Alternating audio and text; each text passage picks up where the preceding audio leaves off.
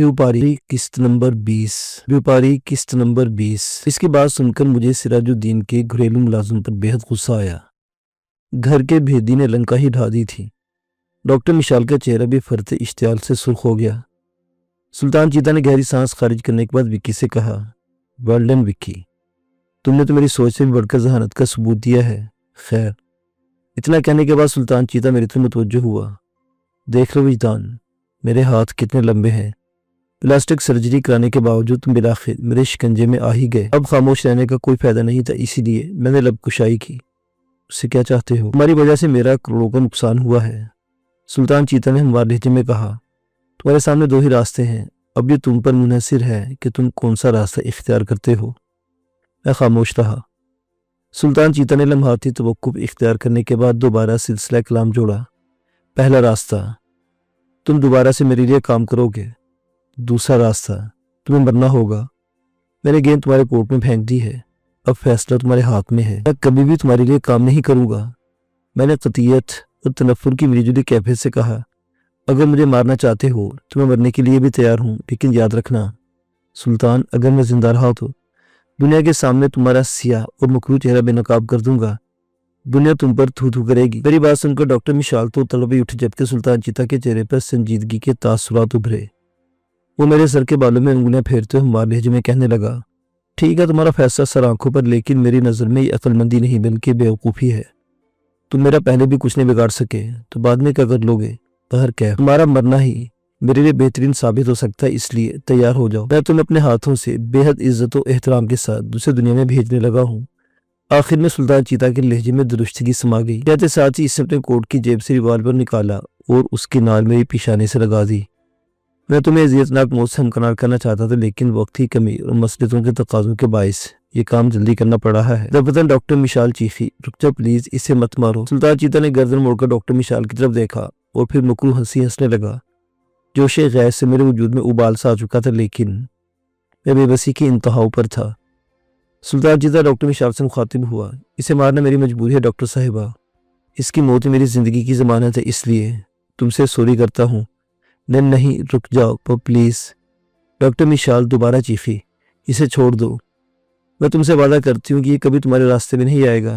हम दोनों कहीं दूर चले जाएंगे, प्लीज इसे छोड़ दो। तुम्हारे लहजे से साफ लग रहा है कि तुम विजदान से बहुत मोहब्बत करती हो।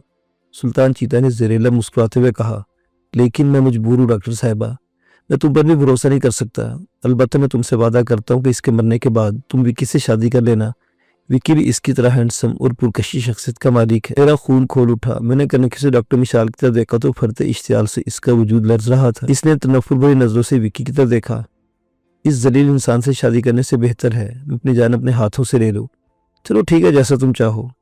सुल्तान चीता ने सर हिलाते हुए कहा, बाद की बाद में देखी जाएगी। चलो भाई विजदान साहिब, मैं तुम्हें दूसरी दुनिया में भेज रहा हूँ। खुदा हाफिज। मैंने मौत के तस्वुर से अपनी आंखें बंद कर ली तो मेरी आंखों के सामने तारीकी सी फैल गई। एक दिन सबने मर जाना है, कोई पहले तो कोई बाद में।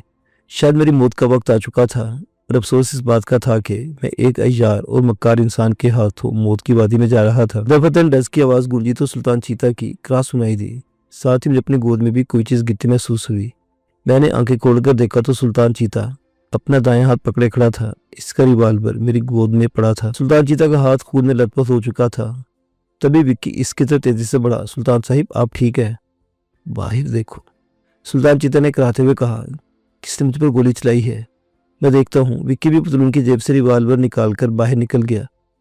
मैं और डॉक्टर मिशाल भी हैरान था कि किसने सुल्तान चीता पर गोली चलाई थी। यह हमारा खैर खा कौन था? कुछ देर गुजरी थी कि बाहर से गोलियां चलने की आवाजें सुनाई दी। माहौल गोलियों की आवाजों से गूंज उठा। मैंने डॉक्टर मिशाल की तरफ देखा। इसके चेहरे पर खौफ मुतरश्शे था। सुल्तान चीता हाथ पकड़े कुर्सी पर बैठ गया जिस पर कुछ देर पहले विक्की बैठा हुआ था। कुछ देर गोलियां चलती नहीं, फिर एकदम खामोशी छा गई। इस खामोशी में अगर सुई भी फर्श पर गिरती तो इसकी आवाज भी वाज़ेह सुनाई देती। सुल्तान चीता की हालत खराब होती जा रही थी। इसके हाथ से निकलने वाला खून रुकने का नाम ही नहीं ले रहा था। शायद गोली इसके हाथ में सुराख करती हुई निकल गई थी। एक एक ही कदमों की चाप सुनाई दी। दरवाजा खुला तो अंदर दाखिल होने वाले शख्स को देखकर मैं और डॉक्टर मिशाल भी एक तरह उछल पड़े। मैं तो समझा था कि वो विक्की होगा जो हमारे खैर खा को मौत के घाट उतार आया होगा, लेकिन विक्की नहीं बल्कि एहसान दुरानी थे। उनके हाथ में रिवाल्वर था और चेहरे पर अफसोस भरे तासुरात थे। इन्हें देखकर सुल्तान चीता भी अपनी तकलीफ भूलकर साकित हो गया, जैसे बैठे बैठे पत्थर की मूरत में तब्दील हो गया हो।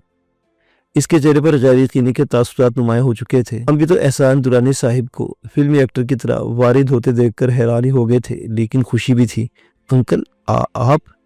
ڈاکٹر مشال کے منہ سے ٹوٹ ٹوٹ کر لفظ نکلے۔ اللہ کا شکر ہے کہ میں بر وقت یہاں پہنچ گیا، احسان درانی نے متشکر لہجے میں کہا۔ اگر مجھے 1 سیکنڈ کی دیر ہو جاتی تو اس بدبخت نے بھی جان کو مار ڈالنا تھا۔ لیکن آپ یہاں پہنچے کیسے؟ ڈاکٹر مشال نے دریافت کیا۔ میں اس بدبخت کا پاکستان سے تعاقب کرتے یہاں تک پہنچا ہوں۔ احسان درانی نے تنفس سے سلطان چیتا کی طرف دیکھتے ہوئے جواباً کہا، میں نے اپنے ایک آدمی کو اس کے گروہ میں شامل کرایا تھا جو مجھے اس کی ایک ایکٹیویٹی کی خبر دے رہا تھا۔ جب مجھے پتا چلا کہ وکی نے تم دونوں کا سراغ لگا لیا ہے اور سلطان چیتا لندن روانہ ہو رہا ہے تو میں بھی اس کے پیچھے پیچھے چلا آیا۔ ہم دونوں نے ایک ہی جہاز میں سفر کیا لیکن اسے پتہ نہیں چل سکا۔ انکل وکی کہاں ہے؟ ڈاکٹر مشال نے پوچھا۔ وہ احسان درانی نے ٹھنڈی سانس لی۔ وہ میرے ہاتھوں مارا گیا۔ مجھے اس کے مرنے کا افسوس ہے مشال بیٹا، احسان درانی کفے افسوس ملتے ہوئے بولے۔ اگر میں اسے نہ مارتا تو اس نے مجھے مار دینا تھا، کاش وہ اچھا انسان ہوتا۔ دفتن سلطان چیتا نے کرسی سے اٹھ کر احسان درانی کے ریوالور والے ہاتھ پر جھپٹا مارا۔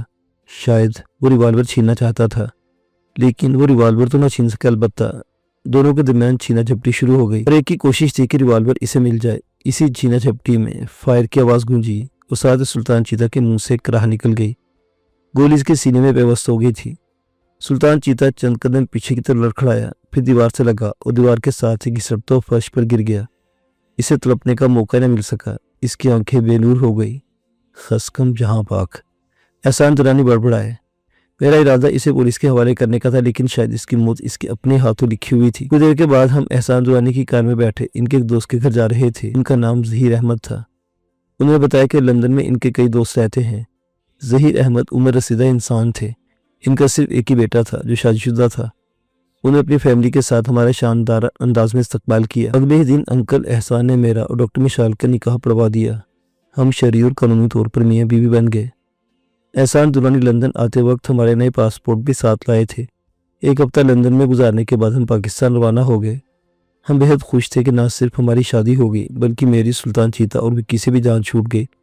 اب میں آزادانہ طور پر آزاد شہری کی طرح زندگی گزار سکتا تھا۔ سلطان محمود عرف چیتا خود کو کوئی توپ چیز سمجھتا تھا لیکن وہ اپنے ہاتھوں سے انجام کو پہنچ گیا۔ ایسے لوگوں کا انجام واقعی بہت برا ہوتا ہے۔ انکل احسان نے بتایا کہ پاکستان پہنچنے کے بعد ہم نے ضمیر صاحب کی طرف جانا ہے کیونکہ وہ اپنے بیٹے بلال سے ملنے کے لیے بےتاب تھے۔ اس بلال سے جس کی شکل کی میں نے سرجری کرائی ہوئی تھی۔ ختم شد